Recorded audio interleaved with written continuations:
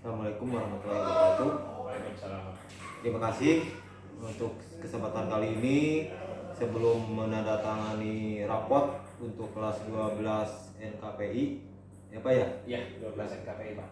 NKPI ada beberapa hal yang akan Bapak konfirmasikan kepada Pak Taufik Ahmad selaku wali kelas 12 NKPI yang berkaitan dengan tiga aspek. Yang pertama tentang perkembangan akademik, kemudian perkembangan sikap dan kepribadian, dan yang ketiga adalah tentang kesulitan ataupun hambatan-hambatan yang memang ada yang menjadi kendala bagi perkembangan siswa di kelas binaan Bapak.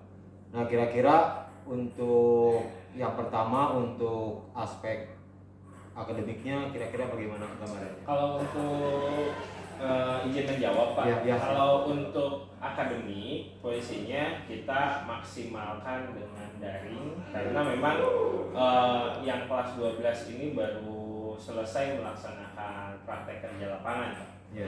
Di Tanjung Benoa di Bali.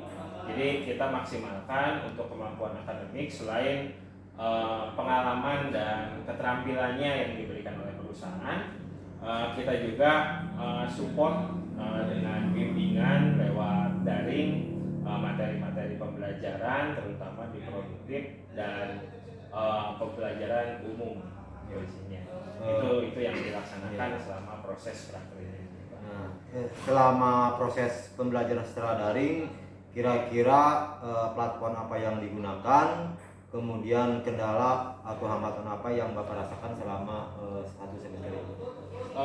Platform yang digunakan yang paling sederhana posisinya menggunakan WhatsApp Group Pak. Posisinya yang keduanya untuk berbagi file biasanya kita gunakan Google Classroom. Soalnya biar historinya tercatat, kalau hanya sekedar di WA Group kan tertumpuk, nanti susah dicarinya. Kalau menggunakan Classroom kita filenya bisa kita drop ke drive anak-anak masing-masing, jadi anak-anak lebih gampang untuk mencarinya.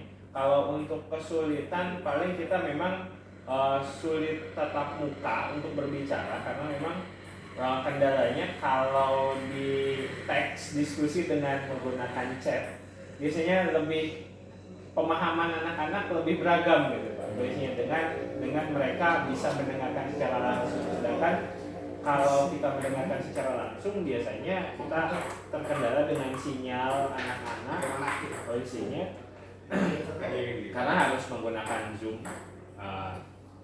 Dan posisinya salah satu kendalanya karena memang sedang praktek dan di laut. Ya. Nah, paling kendalanya di sinyal ketika anak-anak memang sedang proses ke fishing ground. Baik, itu kendalanya. Kemudian berkaitan dengan teknis, ya karena kan pembelajaran kita kan untuk kurikulum 2013 kan tidak seperti yang kurikulum Merdeka, yang mana pembelajaran kegiatan praker itu tidak include dengan intrakurikuler. Nah, ini otomatis siswa itu masih mempunyai berkewajiban untuk mengikuti pembelajaran. Nah, tadi telah dilaksanakan secara daring. Nah, ini untuk mengantisipasi tadi yang Bapak sampaikan bahwa anak itu terkendala karena posisi di laut, yang mana koneksi atau sinyal di laut kan banyak kendala. Nah, kira-kira untuk mensikapinya, untuk mengganti yang anak itu tidak mendapatkan materi, nah kira-kira bagaimana teknis tadi?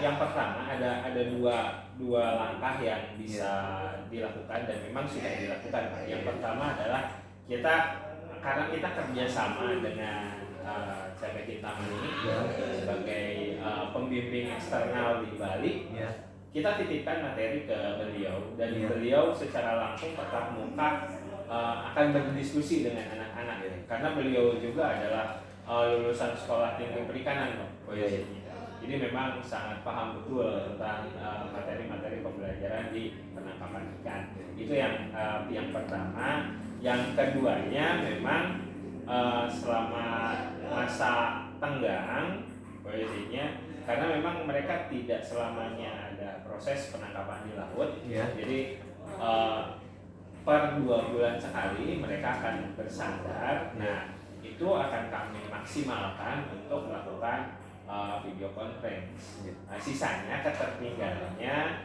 akan dipadatkan setelah mereka pulang ke sini.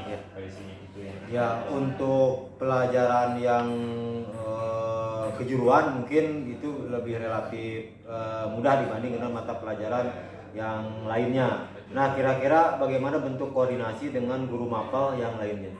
Paling untuk koordinasi dengan guru yang lainnya kita gunakan sistem blok. Jadi kita maksimalkan ketika anak-anak prakerin, kita maksimalkan semua mata pelajarannya ke produktif untuk mencapai KIKD di produktif. Ya diusahakan ya mudah-mudahan selesai, karena memang untuk KD keterampilannya mereka sudah sangat terbantu oleh perusahaan karena memang langsung dilaksanakan di sana. Untuk sisanya akan dilaksanakan di sini di sekolah ketika mereka pulang, karena diusahakan untuk mata pelajaran produktif semuanya diselesaikan selama masa prakerin. Untuk sisanya akan diblok untuk ke mata pelajaran yang umum. Itu yang diusahakan dilaksanakan. Jadi diintensifkan di semester terakhir. Di semester terakhir Pak, karena memang anak-anak juga peserta didik yang kelas 12 ini memang mereka tinggal didaftarkan untuk melaksanakan uji kompetensi keahlian dengan alat tangkap yang sudah dilaksanakan di tempat prakerin Pak posisinya. Jadi secara kejuruan mereka tinggal melaksanakan ujian kompetensi keahlian saja. Nah, setelah itu anak-anak peserta didik bisa berfokus ke mata pelajaran yang umumnya Pak. Jadi sudah tidak memiliki beban di jurusan atau di mata pelajaran jurusan. Jadi adanya pembagian kewenangan atau koordinasi dengan pihak Dudi ya Pak ya? Betul Pak. Jadi di pihak kita secara praktik atau secara implementatif untuk kompetensi keahlian itu mungkin di perusahaan.